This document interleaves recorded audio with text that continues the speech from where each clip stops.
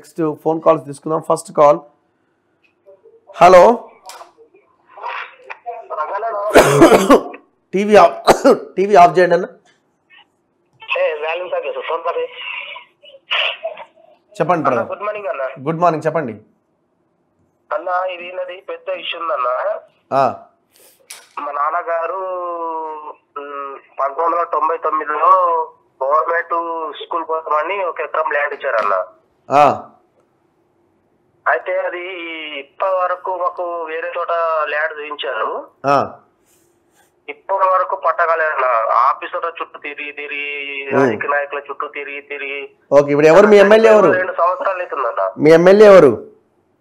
MLA మన speaker, మాజీ speaker Pocharam Srinivas Reddy. Okay, సరే చూడండి. మరి ఇప్పుడు ఈ ప్రజావాణి ఇవన్నీ అంటున్నారు కదా, ఇప్పుడు మీ లోకల్గా ఉన్న లీడర్లని వాళ్ళని కలుపుకొని వెళ్ళి మాట్లాడే ప్రయత్నం చేయండి. అదిగా నన్ను ఇంకోటి ఏముందంటే మాకు ఎక్కడైతే ఇచ్చారో ల్యాండ్ అక్కడ వేరే వాళ్ళకు పట్ట చేసి ఇచ్చారు అన్న. ఓకే, రైట్ అన్న, థ్యాంక్ యూ. సో ఇట్లాంటి ఇష్యూస్ ఈ ఫోన్ కాల్స్లో చెప్పడం వల్ల మనం ఒక సమస్యకి దానికి పరిష్కారం మనం చూపించలేము. దయచేసి గమనించండి. ఏంటంటే ఓవరాల్గా రాష్ట్రంలో ఉన్న ఇష్యూస్ గురించి మాట్లాడండి. మీకు ఎన్నో సమస్యలు ఉంటాయి, నేను కాదనను, కానీ నేను ఆ పరిష్కరించే పొజిషన్లో లేను. బట్ మీరు నాకు చెప్పుకోవడానికి మీకు కొంత మీరు రిలీఫ్ అవుతుండొచ్చు. సో ఓవరాల్గా మాత్రం దానికి ఆ సమస్యకి పరిష్కారం అంత ఈజీగా దొరకదు. సో మీరు అంశాల మీద ఓవరాల్ స్టేట్లో జరుగుతున్న ఇష్యూస్ మీద ఫోకస్ చేద్దాం. హలో అన్న. రగానే నమస్తే అన్న. నమస్తే అన్న. అన్న నాది మహబూబాబాద్ డిస్ట్రిక్ట్ మరిపేట మండలం అన్న. చెప్పండి అన్న. గవర్నమెంట్ ఈ పోయిన గవర్నమెంట్ 10 సంవత్సరాల నుంచి రేషన్ కార్డు ఇప్పుడు ఈ గవర్నమెంట్ వచ్చి మళ్ళీ అన్ని సంక్షేమ పథకాలకు మళ్ళీ రేషన్ కార్డు వేస్తుంది. ఇప్పుడు మీలాంటి వాళ్ళు ఇప్పుడు అప్లై చేసుకోలేరు కదా? అవునన్న. ఇప్పుడు 2017 నా పెళ్లి అయిందన్న. 10 సంవత్సరాల నుంచి రేషన్ కార్డు లేదు. సంక్షేమ పథకాన్ని అనర్హుంది. మరి ఇప్పుడు ప్రతి గవర్నమెంట్ ఓటక్ కోసం మాత్రం అన్ని ప్రూఫ్లు అడుగుతుంది కదా. ఓటకు కూడా రేషన్ కార్డు పెట్టి రేషన్ కార్డు ఉన్నోళ్ళే ఓటేయాలి, మిగతా వాళ్ళు ఓటేయద్దని అంటే బాగుంటుంది కదా. ఓకే, అంతే కదా. అవునన్న. వాళ్ళంటే నువ్వు ఇచ్చేలో ఇప్పుడు ఏమంటున్నారు? ఏమన్నా డబ్ సాటింపిస్తాం అది అన్నారు, ఏమన్నా నడుస్తున్నదా? అట్లాంటిది ఇంకా స్టార్ట్ కాలే అన్న. ఫార్మ్స్ ఇస్తా అంటారు అన్న. ఫార్మ్స్ ఇచ్చినా కానీ ఇప్పుడు గవర్నమెంట్ కూడా తెస్తుంది అన్న. రేషన్ కార్డు ఉంటేనే అన్ని సంక్షేమ పథకాలు అర్హులు. అవును. ఇప్పుడు మాలాంటి ఏం చేయాలన్న? ఇప్పుడు మాకు పిల్లలు ఒక చిన్న అసలు యాక్చువల్ గా ఒక నెల రోజులు లేట్ అయినా పర్లేదు, ఫస్ట్ ఇష్యూ చేయాల్సింది రేషన్ కార్డ్స్. ఇంకా కూడా మీరు చెప్పారన్న. ఫస్ట్ గవర్నమెంట్ అనేది ఇది పెట్టిన తర్వాతనే సంక్షేమ పథకాలు అమలు చేసి బాగుంటుంది. అవును, అదే పని చేయాలి. ఇప్పుడు ఇన్ని రోజులు వెయిట్ చేసిన ఒక నెల వెయిట్ చేయడానికి ఏముంది, ఇబ్బంది లేదు కదా. ఇప్పుడు మాలాంటాను ఈ కాంగ్రెస్ పార్టీకి సేవ చేసిన వాళ్ళు 10 సంవత్సరాల నుంచి ఎదురు చూసినాం. సరే ఇప్పుడు మాలాంటి ఏమనుకుంటాం, ఈ గవర్నమెంట్ కూడా ఇంకేనా? అవును, ఆలోచన వస్తుంది కదా. రైట్ అన్న. సో ప్రభుత్వం దీని మీద ఆలోచించాలి. ఫస్ట్ మీరు రేషన్ కార్డు ఇష్యూ చేసిన తర్వాతనే మిగతా స్కీమ్ల దాన్ని చూడండి. ఒక 15-20 రోజులు లేట్ అయితే ప్రజలు ఏమి అనుకోరు. ఇంకా మీకు నెగిటివ్ వచ్చే అవకాశం ఇంకా మీకు పాజిటివ్గా మారుతుంది. ఎందుకంటే రేషన్ కార్డు లేని వాళ్ళు లక్షల మంది ఉన్నారు. హలో చెప్పన్నా. గుడ్ మార్నింగ్ అన్న. గుడ్ మార్నింగ్ అన్న. జై భీమ్ అన్న, చెప్పండి అన్న. నేను జయశంకర్ భూపాలపల్లి నుండి మారుతున్నాను. నా పేరు మధుకర్ అన్న. అయితే ఏం లేదన్న, స్థానికంగా ఉన్నటువంటి పిహెచ్సి హాస్పిటల్స్ ఉంటాయి కదా, పిహెచ్సి హాస్పిటల్స్, అందులో జనరల్ ఓపీకి కూడా ఇప్పుడు ఏదైతే ఇప్పుడు ఉందో ఆరోగ్యశ్రీ, దాని ద్వారానే ఓపీ చూస్తున్నారు అన్న. ఓహో, ఓకే. అయితే ఇప్పుడు దాని ఉద్దేశం ఏంటంటే ఏదైనా హెల్త్ ఇష్యూ పెద్దగా అయినప్పుడు మనం ఏదైనా ప్రైవేట్ హాస్పిటల్ కూడా దాని యొక్క లబ్ధి పొందాలనే కదా అన్న. అవునవును, అంతే కదా. కాకపోతే ఇప్పుడు ఏం జరుగుతుందంటే, ఇప్పుడు మామూలుగా టైఫాయిడ్ ఫీవర్ వచ్చినప్పుడు ఒక 3 days అడ్మిట్ చేసుకొని దాని నుంచి 5,000 లేకపోతే 6,000 రూపాయలు అంటే డెబిట్ అనేది చేయడం అనేది జరుగుతుంది. రాష్ట్ర వ్యాప్తంగా ఇట్లే ఉంది అనుకుంటున్నాను నేనైతే. చూద్దాం. అసలు యాక్చువల్గా ఇప్పుడు నేనేమంటున్నా, వాళ్ళు ఆరోగ్యశ్రీ 5 నుంచి 10 లక్షలు పెంచుతున్నాం అన్నారు. యాక్చువల్గా దాని మీద పెద్ద రివ్యూ జరగాల. చాలా రోగాలని కేసీఆర్ ఆ ఆరోగ్యశ్రీ నుంచి తొలగించిండు. చాలా హాస్పిటల్స్ ఆరోగ్యశ్రీ స్కీమ్ నుంచి బయటకు వచ్చినారు. దాని మీద ఒక రివ్యూ లేకుండా, ఇంకొకటి రేషన్ కార్డ్స్ లేవు. వైట్ రేషన్ కార్డు ఉంటేనే ఆరోగ్యశ్రీకి అర్హులు అని అంటారు. ఆ రేషన్ కార్డు లేనప్పుడు ఆయన ఆరోగ్యశ్రీకి ఎట్లా అర్హుడు అయితే ఆయనకు 10 లక్షల రూపాయల ఇన్సూరెన్స్ ఎట్లా వస్తుంది? ఇన్సూరెన్స్ మీన్స్ అదే చూపించుకోవడానికి ఎట్లా అవకాశం ఉంటుంది? అలా కొన్ని రోగాలు లేనప్పుడు ఆయనకు వచ్చిన రోగం అందులో ఉందో లేదో ఎట్లా తెలుస్తుంది? ఇది ఏదో ప్రకటనకి సరిపోతుంది తప్ప దీని మీద ఒక పెద్ద రివ్యూ జరగాలి. ఆ దిశగా ప్రభుత్వం స్కీమ్ని ముందుకు తీసుకెళ్లాలి. అందుకే మనం వెయిట్ చేస్తున్నాం. రాబోయే రోజుల్లో ఇంకా కొంచెం గట్టిగా మాట్లాడదాం. Thank you. రైట్ అన్న. మరో కాల్. హలో. ఎస్ అన్న, చెప్పండి. నమస్తే అన్న. నమస్తే, చెప్పండి. ఎక్కడి నుంచి అన్న? మాది కరీంనగర్ అన్న చెప్పండి. అన్న మొన్న ప్రజావానికి వెళ్ళిందన్న, అంటే పోయిన ట్యూస్డే అన్న. హైదరాబాద్కి వచ్చినావా? అవునవునన్న. అంటే విడో పెన్షన్స్ గురించి అని వచ్చినాం అన్న. అయితే దానిలో ఏంటంటే ఆ అప్లికేషన్ తీసుకున్నారు కానీ అక్నాలెడ్జ్మెంట్ ఏమి ఇవ్వలేదన్న. ఓకే. అంటే అది కేవలం తీసుకోవడానికి మాత్రమే పరిమితం అవుతుంది తప్పించి అసలు మళ్ళీ రేపు దీన్ని ఆ రసీదుని తీసుకుపోయే వరకన్నా చూపెట్టి అడగడానికి మాత్రం ఏం లేకుండా అయిపోతుంది అన్నది. మరి మీరు అడగలేదా అక్కడ? అక్నాలెడ్జ్మెంట్ అడగలేదా మీరు? ఏమన్నారు అడిగితే? అంటే అడిగితే ఏమన్నారంటే మీకు మీ ఫోన్ కే మెసేజ్ వస్తాయని చెప్పారన్న. మరి ఇంకా రాలేదా? కంప్యూటరైజ్ చేస్తామని అన్నారు మరి. అవునన్నా, ఇప్పటికి వారం రోజులు అవుతుందన్న. ఇవాళకి వారం రోజులు అవుతుంది. ఓకే. మేము కూడా ఒక గవర్నమెంట్ ఒక ఒపీనియన్, మంచి ఒపీనియన్ తోటే వినామన్న. అక్కడికి సమస్య చెప్పుకోవచ్చు, మనకి పరిష్కారం అయితే అన్న ఒక ఉద్దేశంతో వినాం. కాకపోతే ఇట్లా జరుగుతుందన్న. ఓకే, తప్పకుండా అన్న, ఫాలో అప్ చేద్దాం మనం కూడా. అంటే కేవలం మీ దృష్టికి తీసుకొస్తే మీరు కనీసం ప్రభుత్వం దృష్టి తీసుకెళ్తారని మీకు చెప్తున్నాం అన్నట్లు. ఓకే అన్న, thank you. Okay, thank you.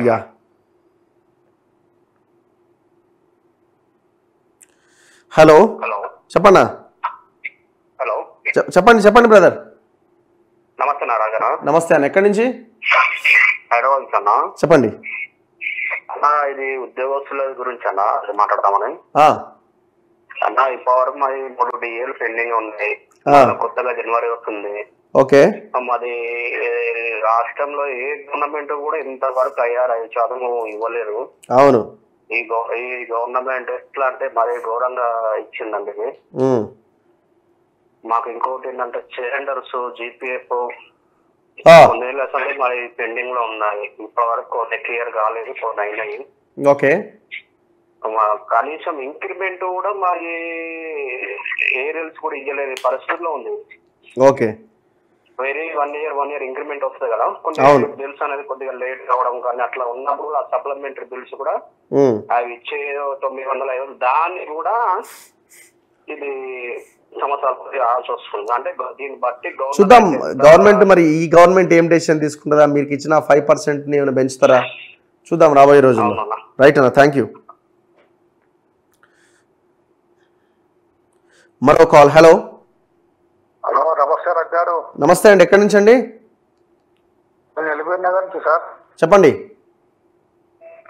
మన సీఎం గారు, కొత్త సీఎం గారు, పాత సీఎం గారు చట్టపరి జైల్లో డబుల్ బెడ్రూమ్ కట్టిస్తా అన్నారు, కట్టిస్తుందా సార్? ఏమో ఫస్ట్ అయితే ఈ స్కీములు ఇంప్లిమెంట్ చేయనివ్వండి అని లోపల వేస్తారా? ఎంతమంది ముఖ్యమంత్రులు ఎంతమంది అపోజిషన్లో ఉన్నప్పుడు మాట్లాడిని అమలు చేసిరు? అంతే కదా. ఎంతమంది లోపలేసిరు? మాట చెప్పేసరికి నేను ఈయన కోటేశాగా ఈసారి. ఓట్ అంటే మార్పు రావాలని మనం కోరుకున్నాము. ఇప్పుడు ఆయన ఖచ్చితంగా జైలుకు ఇదా అదా అన్నది కాదు కదా. చేంజ్ అయితే జరగాల.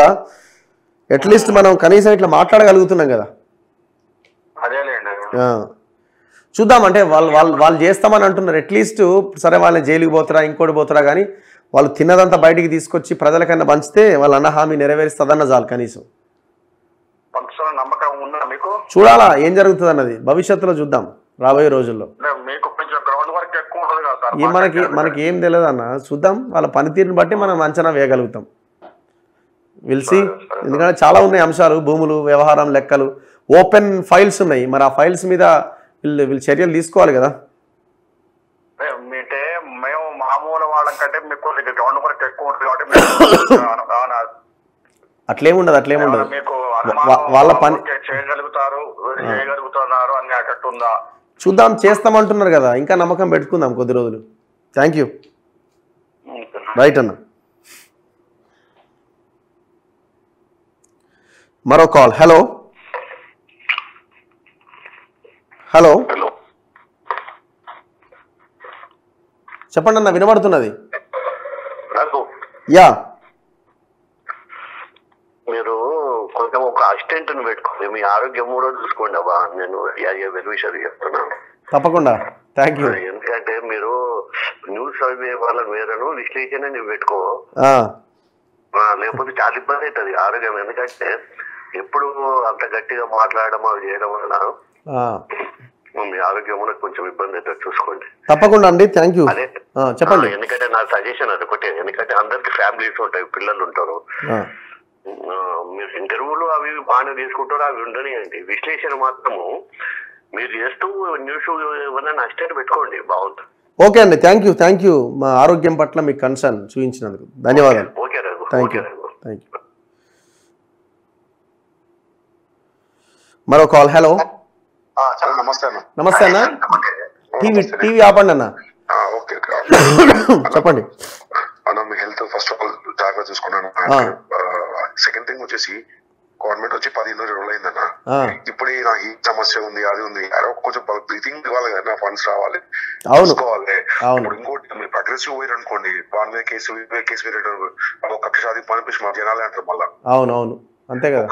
ఒక 6 months 7 months ఒకటి బ్రీతింగ్ ఇస్తే దాని తర్వాత చేయకపోతే గవర్నమెంట్ పడ్డా అనుకోవచ్చు. ఇవాళ నాకు అమౌంట్ రాలేదు, నాకు అది రాలేదు, ఇన్ని రోజులు 9 నెలలు ఏం చేసినా కళ్యాణ లక్ష్మి రాలేదు, అది రాలేదు, ఇది రాలేదు. వచ్చి 10 రోజులు అయింది. ఆల్రెడీ అందరికి తెలుసు ఖజానా కాల్ చేయండి అని చెప్పేసి. ఒక 2-3 నెలలు సరే ఏం ఇంప్లిమెంట్ చేసి చూడాలి కదా. 6 నెలలు ఖచ్చితంగా సమయం ఇవ్వాల్సిందండి, దాంట్లో ఏమి ఇది లేదు. కాకపోతే మినిమం రిక్వైర్మెంట్స్ ప్రజలకు ఇవ్వాల్సినవి కూడా మర్చిపోతే అప్పుడు మనం క్వశ్చన్ చేయొచ్చు. కానీ 100% క్వశ్చన్ చేయాల్సింది. అట్లీస్ట్ మనం మాట్లాడే స్వేచ్ఛ అనేది ఇప్పుడు వచ్చిందన్న. ఒకప్పుడు మనం మెయిన్ మాట్లాడే క్వశ్చన్ చేయకపోతే నేనేమంటే ఒక 6 months ఆగుదాము, వాడు ఏమి ఇస్తారు, రైతు బందా ఏదన్నా సరే ఒక 6 months ఆగుతాం. ఎందుకంటే పైసలు ఎవరు అందరూ తెలుసు. తెలిసినాక కూడా నాకు ఇది రాలే, ఇది రాలంటే ఇంకా ప్రెజర్ అయిపోయి ఉన్నది పోతే ఉంచుకుని పోతే ఎట్లా ఉంటుంది. రైట్, థ్యాంక్ యూ అన్న. Okay, thank you. హలో, నమస్తే అన్న. ఎక్కడి నుంచి? నల్గొండ. చెప్పన్నా. ఇప్పుడు లారీలో మన ఫోటోలు తీస్తే ఫైన్ పడతాయి కదా సార్? అర్థం కాలేదన్నా. లారీలో చాలా ఉన్నాయి కదా సార్, ఇప్పుడు రాంగ్ పార్కింగ్ అవి ఉన్నాయి కదా. పార్కింగ్ చలాన్లా చలాన్లో ఎడియాక తగ్గిస్తారని చెప్పేసి రోడ్ల పైన అడ్డగోలుగా హైవే మీద సాపుగా పోయే లారీలకు ఫోటోలు కొట్టేసి అప్లోడ్ చేస్తారు సార్. అవి ఓకే, స్వయంపరిస్తున్నారు అని చెప్పేసి ఏడవద్దాం. లారీలు అయితే రోడ్ మీకు లేకుండా గాలి అయితే ఎక్కువ సార్. అవి అవునవునా, రోడ్ మీకు సాపుగా పోయే బండ్లకి ఆటోమేటిక్ గా ఫోటోలు కొడుతారు, అప్లోడ్ చేస్తారు సార్. అవి ఓకే, రైట్ అన్న, థ్యాంక్ యూ. మరో కాల్. హలో హలో అన్నా, నమస్తే. ఎక్కడి నుంచి? హైదరాబాద్ అండి. చెప్పన్నా. మాది డబుల్ బెడ్రూమ్ వచ్చింది. డబుల్ బెడ్రూమ్ వచ్చిందా? ఏడొచ్చింది మీకు? ఏ ఏరియాలో వచ్చింది? కొర్రెంలా అన్న. మరి ఇంతవరకు ఏమి చెప్తలేరు కదండి. పట్టా ఫారం కూడా ఇచ్చారు. పట్టా ఇచ్చిరా? ఇచ్చిందన్న. మరి ఏమైనా పట్టా ఇస్తే మరి వాళ్ళకి వెళ్ళిపోయారా మీరు? ఎక్కడ తాళకి 4 రోజులకి ఇస్తున్నారు, 4 రోజులు అయిపోయాక కూడా ఇంకా ఇయ్యలేదు. అటెక్క ఓట్లు వచ్చాయి. అడిగితే ఏమంటారు మరి? చెప్పలేదు, ఎక్కడ దిక్కులేదు. ఓకే, చూద్దాం మరి ఏం చేస్తారో చూద్దాం. వస్తుంది, ఇస్తారులేండి. ఇక మీకు వచ్చింది కదా. వచ్చింది అంటే మరి ఎప్పుడు అలాంటి చేస్తారా లేదా? పట్టా ఫామ్ కూడా ఇచ్చారు. ఇక పట్టా చేతికి వచ్చినాక మీకు వస్తుంది, ఒక 2 రోజులు అటు ఇటు అంతే. 4 రోజుల్లో మీకు తాళచేరు అక్కడ పోయి వాచిపోయిన 4 రోజులు తాళచే ఇచ్చారు. 2 నెలలు పోయి 2 నెలలు 3 నెలలు వచ్చింది. చూడాలి, గవర్నమెంట్ చేంజ్ అయింది కదా, కొంచెం అధికారులు షిఫ్ట్ చేంజ్ అయినారు, రకరకాలు ఉన్నాయి కదా. చూద్దాం మీకు పట్టా చేతికి వచ్చినాక ఎక్కడ పోతుంది. Thank you.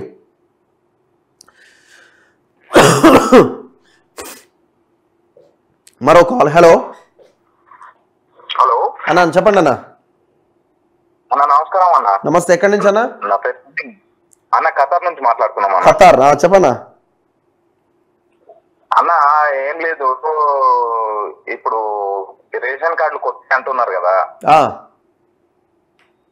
అయితే ఇప్పుడు పాత వాళ్ళకు మాకు ఇంతవరకు లేదన్న రేషన్ కార్డు. గల్ఫ్లో ఉంటా, మా మొత్తం ఫ్యామిలీకే లేదు. అంటే ఇంతకుముందు 2012 ముందు ఉండే. ఇప్పుడు ఈ రేషన్ కార్డులు ఇప్పుడు సరే గ్యాస్ సిలిండర్లు అంటున్నారు, మళ్ళీ పింఛన్లు కూడా వస్తున్నాయి కదా, బీడీల పింఛన్. అన్న రేషన్ కార్డు ఉంటేనే ఇది వస్తుంది అంటున్నారు. మీ ద్వారా నేను ఏం చెప్తున్నా అంటే మీరు కూడా గవర్నమెంట్ కొద్దిగా ఫోకస్ చేయాలా. ఎంతో మందికి పేదవాళ్ళు ఉన్నారు కదా అన్న అందులో. అవునవునవును. వీళ్ళందరికి మీ ద్వారా మీరు సీఎం గారికి మీరు కొద్దిగా చెప్తే, ఎందుకంటే చాలా మందికి రేషన్ కార్డు ఉండి లేక ఇప్పుడు పింఛన్లు పొందుతున్నారు. మళ్ళీ గ్యాస్ అంటే నా కోసం కాదన్నా, చాలా మంది పేదవాళ్ళు కూడా ఉన్నారు కదా. అవును, మీ ద్వారా మీరు గవర్నమెంట్ కొద్దిగా గట్టిగా చెప్పాలన్నా. రైట్ అన్న, థ్యాంక్ యూ. ఖచ్చితంగా ఆ ప్రయత్నం ఉంటుంది. సో మనం ఇదే ఛానల్ వేదికగా గతంలో మాట్లాడిన ఇప్పుడు కూడా మాట్లాడుతూ ఉన్నాం. ఈ ప్రశ్న కంటిన్యూ అవుతుంది. ఒకటే మనం ఏమంటున్నామంటే గత 10 సంవత్సరాలుగా రేషన్ కార్డ్స్ ఇవ్వలే. మీరేమంటున్నారు, కొత్తగా స్కీమ్లకు అప్లై చేసుకోండి, కౌంటర్లు పెడుతున్నాం అంటున్నారు. మీరు ఎన్ని కౌంటర్లు పెట్టినా రేషన్ కార్డు ఉన్నాయని అప్లై చేసుకోమంటున్నారు. మరి లేనైన సంగతి ఏంది? అందుకే ఒక నెల రోజులు లేట్ అయినా పర్లేదు, మీరు ఫస్ట్ రేషన్ కార్డ్స్ కోసం అప్లికేషన్స్ తీసుకోండి. వన్స్ ఆ ration card, white ration card, ఆ ప్రింటెడ్ కాపీ చేతిలోకి వచ్చిన తర్వాత వాళ్ళు చాలా కాన్ఫిడెంట్గా వెళ్ళి అప్లై చేసుకుంటారు.